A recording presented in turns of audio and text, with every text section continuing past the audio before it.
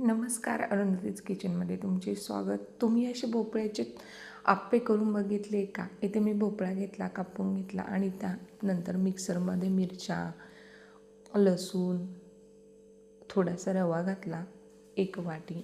अर्धा भोपळा घेतलेला होता कापून, तुम्ही किसून घेतला तरी चालेल.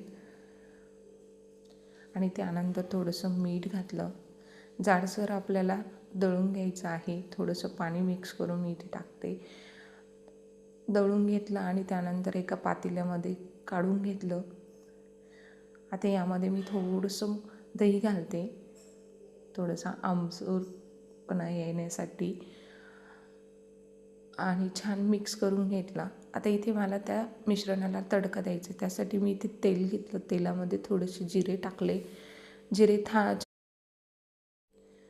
तेल घेतलं, तेलामध्ये जिरे टाकल्यानंतर जिरे तडतडून दिले आणि लगेच मी उडीद डाळ घालून थोडेसे तडका येऊ दिला आणि त्या मिश्रणामध्ये मिक्स केला. यात तुम्ही कोथिंबीरही वापरू शकता.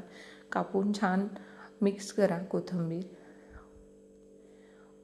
मी इथे टाकली नाही, त्याचं कारण असं की थोडीशी भोपळ्याची टेस्ट लागावी म्हणून कोथिंबीर मी स्किप केली.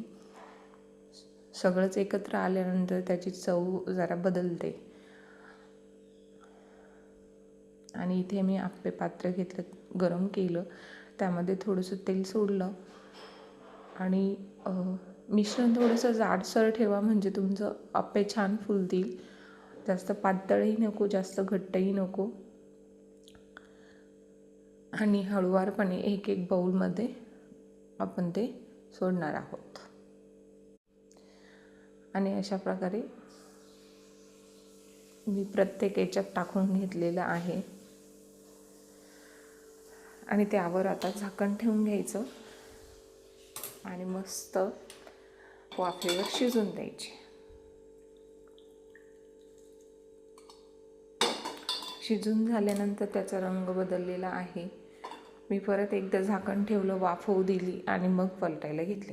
आता इथे माझं मिश्रण थोडंसं पातळ झाल्याने ते थोडेसे व्हायला वेळ लागला. ते जर जाडसर असलं तर लवकर होण्यास मदत होते. अशा प्रकारे हळूवारपणे सगळे पलटवून घ्यायचे. यात तुम्ही थोडंसं साबुदाणा पीठ मिक्स केलं तरी चालेल, क्रंची येतील.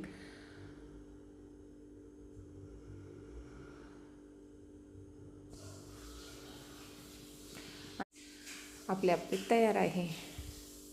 दह्यासोबत खायला मस्त चटपटीत आणि छान लागतात.